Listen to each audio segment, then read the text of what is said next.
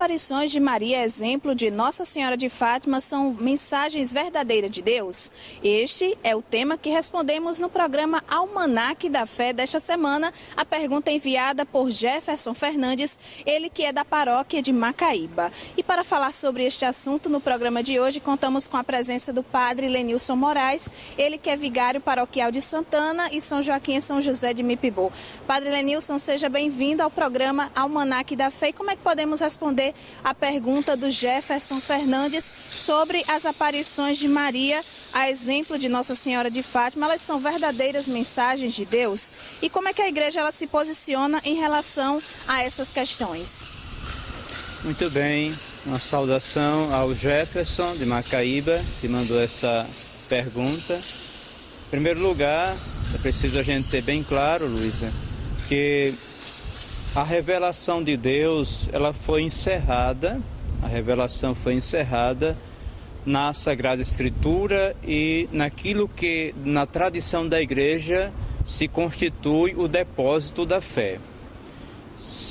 Um santo costumava dizer que toda a revelação, tudo que Deus tinha a nos falar, Ele o fez através de Jesus Cristo. São João da Cruz costumava dizer isto. Em Jesus, o Pai nos disse tudo o que tinha para dizer.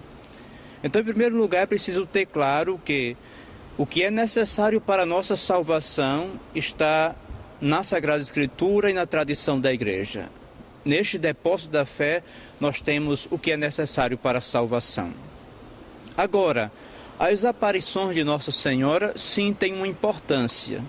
Claro que nós devemos distinguir aquelas aparições que são já reconhecidas pela igreja, como, por exemplo, Fátima, você mesmo citou, Jefferson, Lourdes também, e outras aparições que a igreja ainda estuda, como Medjugorje, e outras ainda que nem sequer a igreja começou a verificar.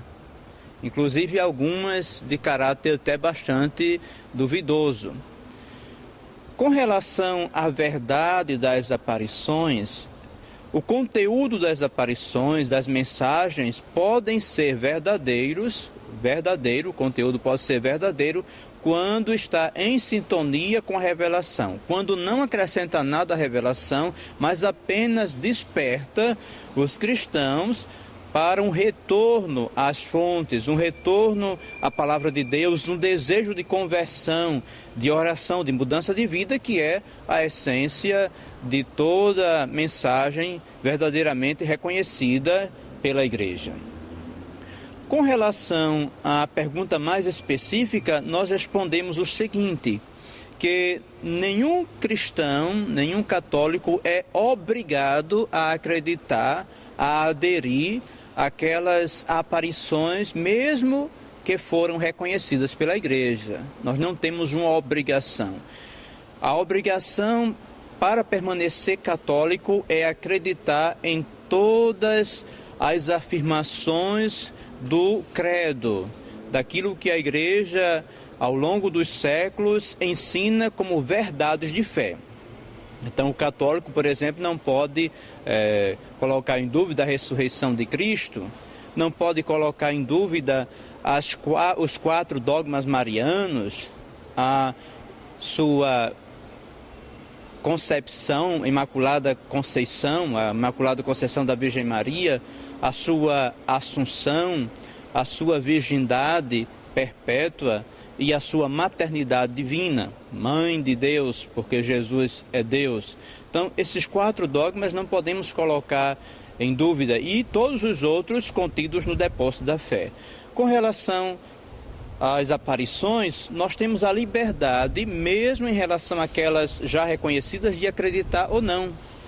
Claro que se a igreja dá uma palavra favorável, nós nos sentimos chamados a uma adesão. Mas se um católico não acredita, não tem devoção para determinada título ou determinado título ou aparição, ele não cai em nenhuma heresia, em nenhum pecado, ele tem liberdade de fazê-lo.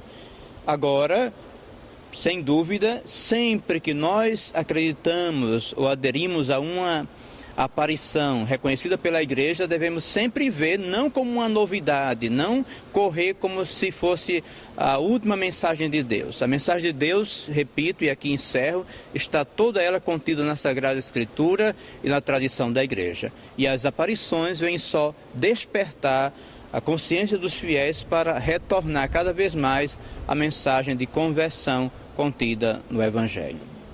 Muito obrigada, Padre Lenilson, pelas informações e muito obrigada a você, Jefferson, que enviou o seu questionamento. E você, assim como o Jefferson, tem alguma questão, algum questionamento sobre a fé, sobre a doutrina da Igreja Católica, também pode participar do nosso programa Almanaque da Fé. Você pode enviar sua pergunta para pascom@arquidiocesedenatal.org.br. Participe você também enviando o seu questionamento. Até a próxima semana, fique com Deus e até sexta-feira com mais um Almanaque da Fé.